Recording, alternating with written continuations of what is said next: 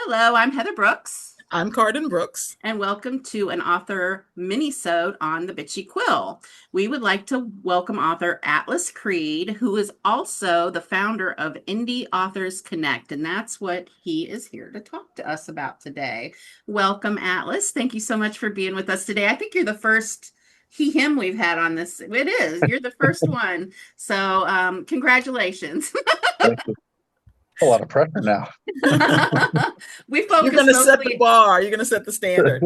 Right. we focus mostly on women authors and women centered publishing things, but your indie authors website and your now audio app that's coming, right? It's an audio app Audio and ebook, yeah. and Oh, ebook nice. app that are coming out. Those are things that women authors can use too. So we're really excited and interested to hear about this. So please tell us about what made you think about creating this app to begin with, or this website. Sure. So my publishing journey started probably about 12 years ago or so. I had an idea. The story wasn't quite finished, but I wanted to, it was almost there, so I wanted to reach out to editors. I knew nothing about publishing. I was where a lot of new time authors were, and I ended up falling into the trap that is a vanity press. The one that I fell into was called Ex Libris. I paid a good amount of money. The editor sent my stuff back. They're like, "This looks great. This, not much is needed." I was like, "How about that?" And I never ended up having that version of my book published. So it was a bit of a wake up call for me. And as I did more research, when I restarted my publishing journey, I learned about vanity presses and the dangers of them and to stay away from them and so on and so forth. So I was like, well, okay, sounds like I need to approach this a little bit differently. So I started collecting resources, finding people that I could rely on that provided quality service, that weren't going to scam me, weren't predatory, so on and so forth. And as I started talking to other authors about this, some of them were doing the same thing. Others didn't know where to start. And that's when I had the idea. I was like, well, I already have a list of resources. Why don't I share that? Mm-hmm. So I'm a DevOps engineer by day. Mhm. Working with IT is what I do Oh. for a living, for a career. I've been doing it For 15 those years. who don't know what DevOps is, it's development. Yeah, it's all development, like IT coding, Right, software engineering, stuff like that. Except right. DevOps or full stack development is the whole gambit. You're touching front end, back end, pretty much everything to do with the Okay. building of everything. But yeah, so I built a website as a way to initially share my resources. And pretty quickly, I had other editors and cover designers. Hey, how do I get on that site so people can Oh, find me? nice. And Yeah. so I started building from there. And I always intended it to be free, and it is. It's a free Nice. resource. I take zero commission. When you go to contact an artist, an editor, whatever, you're reaching out directly to them. My Nice. website is just a portal for you to find them. It's just Mm, the first step to connecting them. I do applications, so I can verify that they're not using AI, that they're not using mm, predatory practices, that they're not mm. scamming people. And I do have a small bar for quality. While I'm not opposed to having, like, I am letting new audiobook narrators come in, and Right. audiobook narrators, if they're not above a certain quality, that's fine. And by quality, I mean like not their talents, just like the audio quality they Right. provide. Right. Right. That's fine. They just have to be transparent and be like, hey, you will need an audio engineer to make this publish ready. So I do allow that. So that way, newer audiobook narrators, newer artists can kind of get their foot in the door and Nice. find authors and build their portfolio and so on and so forth. Nice. But yeah, from there, it just started growing and I quickly got backlogged. I think I'm still sitting on about Wow. 50 editor applications. I turned off Wow. those applications so I could try and work my way through it. Right. Editors are the worst, not them themselves, it's the applications, because I Right. have to do a sample edit with them. I have to review their contract. Right. It's a lot of communication back Right. and forth, so they take the longest. But it's still going. It's something I love doing. But then following that is I'm a big audiobook fan.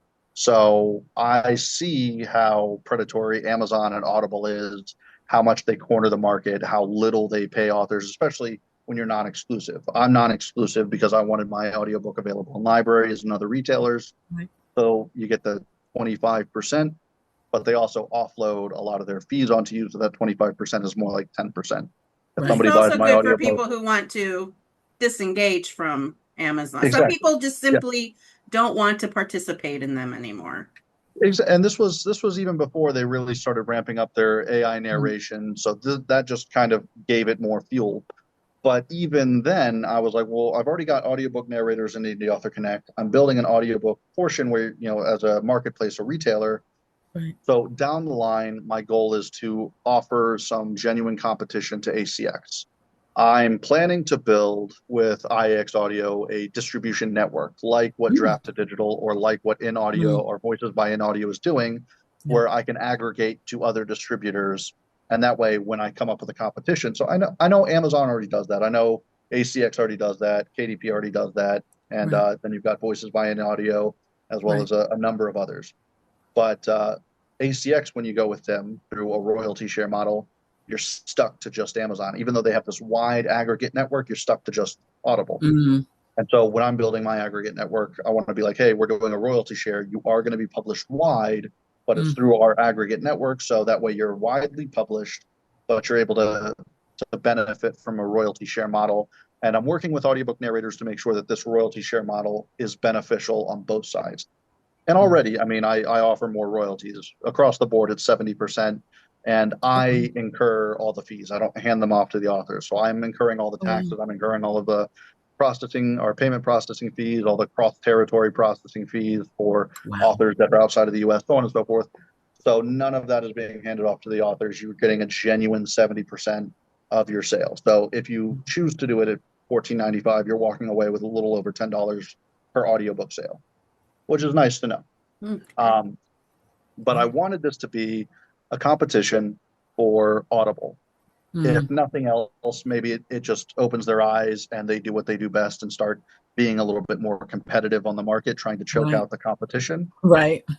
Or, in a more ideal world, this starts getting a little bit more traction and becomes a more prominent player in the audiobook distribution world where authors are treated a bit more fairly, Right. narrators are treated a bit more fairly, and we can kind of coexist on a much better scale, if that makes sense.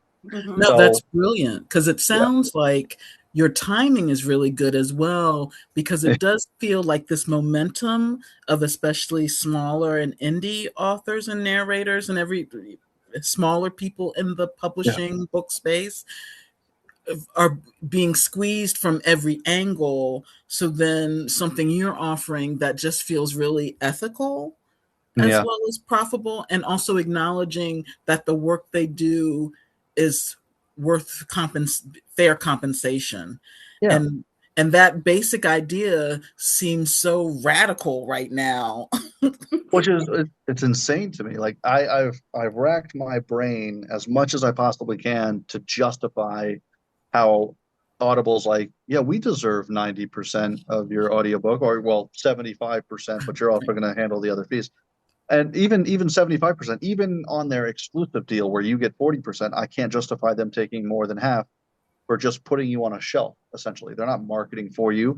They're not Right, helping you build that up. right, I mean, even with the royalty share model, you're still getting that 40%, then cutting that in right, half. right, So like what risk are you taking to get my right. book out in the world other than just saying, yeah, here's a shelf you can put it on. We'll take 60%. So I can't find proper justification for that other than just greed, corporate greed. Hey, I just Right, need more money. right. I'm doing such a great thing for you, so pay me lots of money. And I Right. didn't want that. I mean, So, they do pretty well what they do. I mean, that's how we all got hooked, right? They yeah. made it easy for indie authors. They were the first Mhm. ones to, other than Smashwords, who were the first people that I was able to upload Mhm.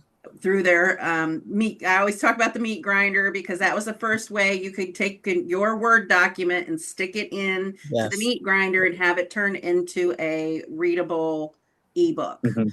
Um, Yeah.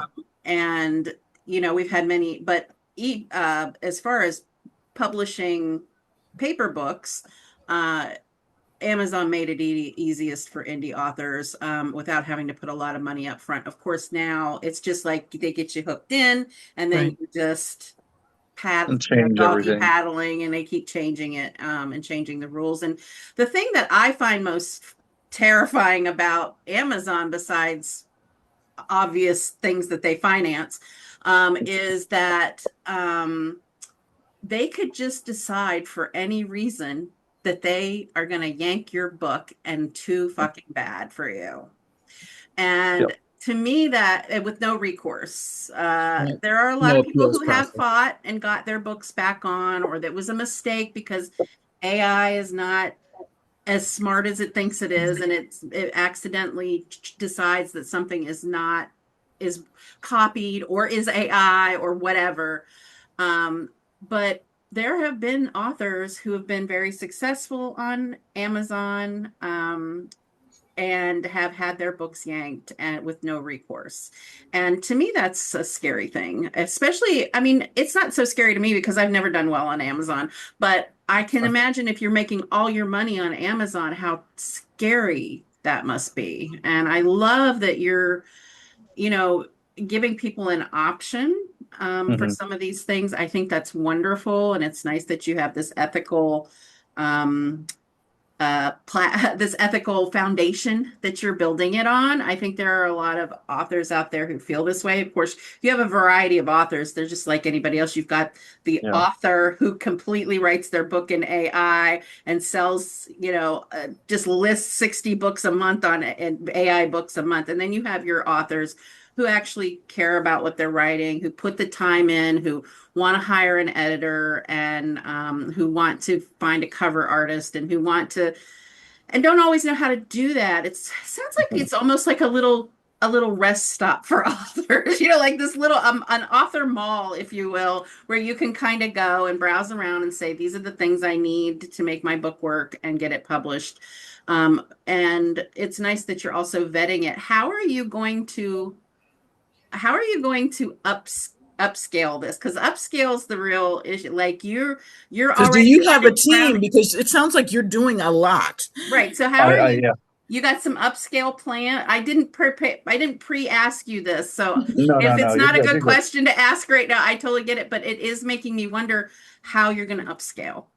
So, bef- I was actually pre-gaming this, if you will. I do plan on before I launch the IX Audio mobile app. I do want to try and get some help. It's going to be interesting because I always feel terrible. Like, hey, I'm looking for volunteers because I'm not making any money right now. I can't really Right, pay anybody. right. But you got to start somewhere. So I'm hoping to find, and I've got a few people that have kind of in the background, but like anything you need, let me know. I'll help you out. Okay, And I just haven't quite pulled the plug on that one yet sure. because again, it feels really weird to ask for people to help without being able to compensate them in Right, any way, shape, or form. right. So I'm kind of trying to find a better way to jump that hurdle, rather than just, hey, internship or volunteer service, and then if down the road this happens, then we can talk about something else. I'm trying to find a better way to approach that so that it Sure. seems I'm not a uh, developer or anything, but this feels like the Linux or Unix model where you could do like an open source or open something source. Yeah, like that. Would might be the future of indie authors. you're Um, right. Not Let your them all app, kind of but tinker the around. but the resource website. Yeah. And Yeah. I don't know if you've already considered this, and I don't know pros and cons from the technical end, but Hmm. if there's a university or college or even community college near you, you might talk to their, because when you're talking about, you want to pay people or compensate, but if a Yeah. student is interested in that, you Uh-oh, she their froze. studies so that they Okay. get some kind of Yeah. credit or something. Yeah. We hear you on the volunteer. You froze. We're gonna just. Oh, Oh, there you are. I'm back. Yeah, you had froze for a second. We hear you on the volunteer thing because we ran into that as well. Hmm. What for the book festival? Even though it's only day of volunteers for the most part, I just felt weird asking people to come work all day. Yeah. And so we would provide lunch and swag and things like that. But this is a whole different ball game, and it's a it's a brain trust that you need It Yeah. to it get in it touch is. with. Yeah. So So one of the things that I do, one of the roles that I ended in, because DevOps engineering is just this wide scope. Basically, in the IT world, DevOps engineering is a placeholder for we'll just have you do whatever we need at the time. That's Mm-hmm. essentially what it is. It's starting to break up. Yeah. But one of the roles that I had is it falls under that is site reliability engineering, which is a big fancy long title for automating. Mm. It's mostly the deployment of infrastructure, and Okay. it's how can we automate the quick deployment of this infrastructure and maintenance of this infrastructure. So automation is something that I've gotten really familiar with. Mm. So most of this, I mean, I've got a whole list of background scripts running. I don't want to get too technical, Right, right, but right. I have listening servers. I have background scripts that are triggered by this listening server. So somebody uploads, say, their audiobook or ebook. I've got two different folders for where they might drop them. Yeah. And I have a listening server that checks it every couple of minutes. If it Mm. finds a folder in there, it starts processing it. So a lot of the stuff in the back end is automated. Okay. There is always a human checkpoint, though. So Right, after all of that's processed, it right, sits in draft. It sits in a draft state. So it's not live, it's not public on the site. right, right, I have to check it, make sure that everything went the way it was supposed to. For right. audiobooks, I have to make sure I have an opening audio. One thing I like about Audible is they have that, this is Audible, like that little opening that it, Yes, Yeah. so I have yes. Hmm. one similar to IAX audio to make it Mm. personal. I Right, make sure that the intro and the outro of that stitched onto the track. I make sure that all the tracks were named properly so that they show up nice and pretty. I make right, sure that the price the author set, or if they didn't set a price, that the automated price guide took right, effect. I make sure that all of the back end things lined up the way they were, and then after I just do a quick sweep of that, I can just hit publish, and it's ready to go. So I could easily get somebody who doesn't have any tech knowledge to go through and just check these, like, okay, right, hey, these are the items I'm looking for. Yes, this looks good. right, Let me go ahead and hit publish.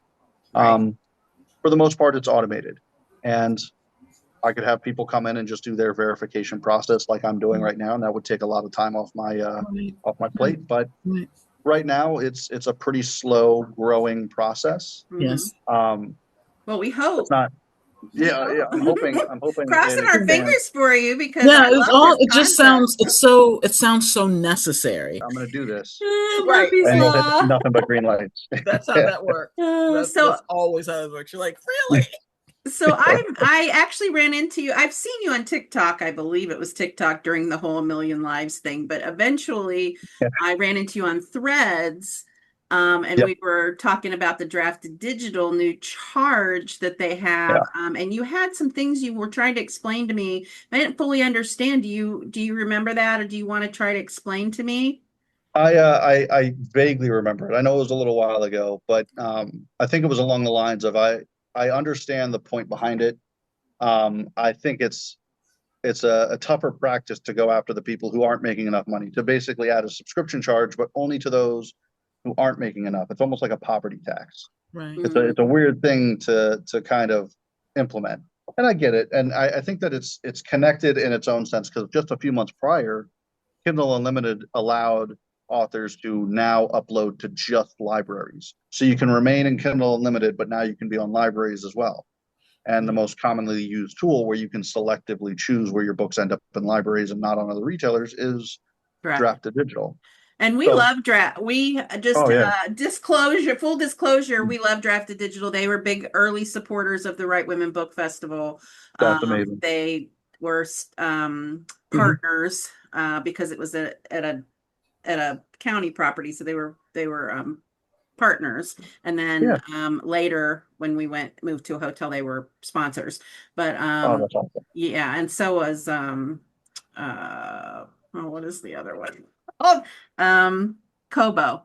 Mm. Oh yeah, Was they Kobo. also were early supporters of the Right Women Book Festival. So we do, and I, as an author, use Drafted Digital. They're Yeah. to me, they're very valuable. But there were a lot of people who were very upset about that charge. It's a if I didn't don't know if anybody, if you're watching this, you don't know what we're talking about. Just go look up the standard charge that they're going to give to people who don't hit. I believe it was Right. $100 Yeah, it was sale. Annually, a $100 hundred within dollars it. in sales. Yeah, the net profit. So like after they've done their take, you have to make Yeah. $100 to waive that $12 and $12 a year, $1 a month. That's not Right. super expensive. So I mean, It was if the it's not, principle people were upset about. I wasn't yeah, personally upset, but I couldn't talk about it because people were so upset about it that yeah, anytime I tried to talk about it, they just went off. So I was just like, I think I'm going to let this subject cool Yeah. for a little bit, and I'm yeah, going to still like Drafted Digital because I know they support indie authors. yeah. But Yeah, yeah, so I'm still planning to use them, but I think it was the shift. Yes. And I'm completely guessing here. This is just kind of my theoretical. Here's how I think this happened. Right. Is Kindle Unlimited started allowing authors to use libraries Right. without affecting their Kindle Unlimited subscription. I too People think that's flooded, why it happened. yeah, and they flooded to draft the digital, and of course that clogs up their aggregate network, even though they're just doing libraries. Right. Or but again, this is theoretical. Maybe they were, hey, there's an opportunity. I'll do some more stuff, yada yada. Um, but I think that now suddenly you've got a lot of people using your aggregate network, consuming bandwidth, consuming resources, and not making enough to make it worth it on their end. Especially since I'm doing the back end of IAX audio, I Right. can see where all of that stuff would become difficult. Mm. So I think that that's where it came in. Yeah. My big issue, and I think that's what a lot of people were talking about, is more the optics of only charging the people who make too little, Right. rather than, if you want to do, okay, hey, there's a activation fee applies to everybody, that's fine. And if you said this is now a subscription that applies to everybody, I think that would have gone a little bit differently. But if you're Right. like, hey, this is a subscription, unless you're making enough money, then we'll waive the subscription fee. I think that's where it rubs Yeah. people the wrong way, because it does, like I said, it seems a little bit like a poverty tax, you Also, know? Yeah. there's the business aspect of the timing with soon after draft digital absorbed Smashwords, Hmm. and then um, also the not they're not taking any responsibility, it doesn't seem like, for filtering out the AI generated novels, Yeah. because with your point about the consuming resources and requirements and whatnot and that energy, and it's like, well, you are tech people, like, don't you have a way to make sure, like, make a Yeah. policy that it's like, not, we won't do AI generated, and still, if you charge me, like, I didn't have a problem with $1 a month or whatnot. That I Yeah. just don't personally don't, because I'm thinking about what do I get for that $1 a month. Hmm. That's totally worth it to me. But I Yeah. do agree with you about the optics of who is being asked to pay that And I can versus. see it. I can see it working in two different ways. Yeah. Since you have a flood of people just going to libraries, libraries don't often buy books unless they're requested. So suddenly you're using this aggregate network in a way that you're never going to benefit from it. Right. So maybe their subscription model is like, hey, you have to make 100 net profit in a year. It would be better for you to use our entire network. Maybe that's their way of kind Mm, of getting people away from Kindle Unlimited right. Right. and Right. focusing more on their aggregate network. And I Okay. can see that. It's, Yeah. Yeah. yeah, again, it's all theoretical, but I can see Right. how that works. And Right. I mean, I agree with it. I don't like Kindle Unlimited from an author perspective Mm, because it pays so little. But I also know that readers love it. And that's something that yes. Amazon's really good at. They're really Yes. good at appealing to readers. The only downside is that their appeal to readers is detrimental to authors more Yes. often than not. Yes. There's also a lot of authors who make their entire living off of Kindle Unlimited. Yeah. Oh, absolutely. Yeah. And that's all they do is Kindle Unlimited because Mhm. it's a lot more cost effective. You have a much bigger profit margin if you're just doing ebooks. Yep. And that's all they do because they're Yeah. not worried about paper books and they're not worried about inventory and going to book events and things like that. They are just turning out book after book and publishing an ebook, Kindle Unlimited. And some people do both. So because Yep. you can have your paper book distributed in other places, Yeah. if it's in Kindle Unlimited. Okay. So Okay. your website looks amazing. Thank It's you. indieauthorconnect.com. It is Yep. full of information, service providers, events, marketing tools, advice column, author tools. So if you're an indie author and you have not gone by Indie Author Connect, you're really missing out, in my opinion. And I also have a author services business, which I haven't put on here because we already have like by work just it's a part-time Yeah. gig for us, so we just don't need any more business right now. But if I did, I definitely would be putting my information up on here. When will you be launching your audio app So I don't have and a date. ebook, audio and ebook, right? Audiobook and ebook, yes. I don't have a date. I gave myself more a resource. I want to have 100 books on there, and currently I'm at 70. Okay. Okay. So I figured that gives me time to iron it. So right now the mobile app is in beta testing. It's Android version. It's in beta testing. I've got a lot of feedback from the testers, and Nice. it's giving me time to kind of work that out. And Nice. I'm slowly filtering in more books. It doesn't matter if it's an audiobook or an ebook or both. 70 or 100 books is what I'm aiming for. 70 is what I'm at. And Okay. once I hit that, I'm planning on doing a soft launch. Wonderful. I hope you will send us a note when you do so that we Yeah. can Absolutely. talk about it and post Yeah. about it on our blog and stuff. I would love to hear more about that because Yeah. I'm interested as an Yeah. author.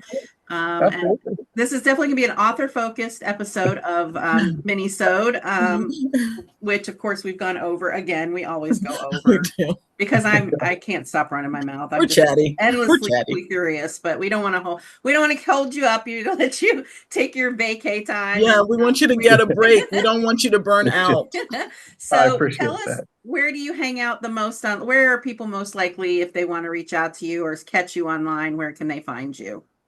These days, I am mostly on Instagram and Threads. Okay. I don't really answer messages on Threads, so mostly Instagram on that front. Okay. All right. And of course, there's the website, and I'm sure Yeah, there's a contact yep, information on there down there probably. should be. Yeah, Yeah. and if not, So, you can always go to my website too. and Okay. I will put the link for this for the website below. And Atlas is also an author. And before we go out, are you releasing anything new, or what is your latest? What's going on with that? So I got my debut novel, Armitage. Always carry it with me. And then uh, April of 2027, wide a short story collection that I'm working on. But before that, I'm going to be doing print only through events through me of that same short story collection starting in Okay. like August of this year. Okay, Okay, and great. Yeah. people can find you at I believe it's atlascreed.com, right? Atlas, what was it? Atlas Creed author. Yeah. And yes, Atlas Creed author doc, you would know. But I just wanted to take a peek real Yeah. quick and see. So do you have a oh, the other thing I wanted you to mention was the Blend Book Fair. Oh yeah, yeah. So there's a free book fair that's run out of the Blend Coffee Bar in Ashburn, Virginia, that's been run by an author named J. Dennison Reed for the last 4 years. Unfortunately, he just moved. No longer going to be able to do this. It was always in the spring. So he got me in touch with the owner of Blend Coffee Bar in Ashburn, and I worked with them. I'm adding a fall book fair, and I'm taking over the spring book fair. So I'm trying to kick up the fall book fair coming September 12th. Applications will be opening soon for that.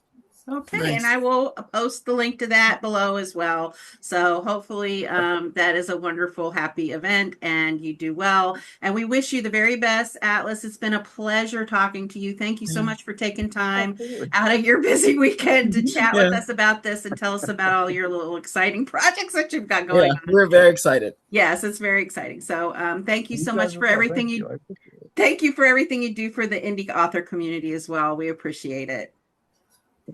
Thank you guys. All right. You're welcome. I am Heather Brooks, and this is Cardyn Brooks, and we thank you for joining us on the Bitchy Quill. And if you need to reach us, we're at the Right Women Book Fest at gmail.com. And end record.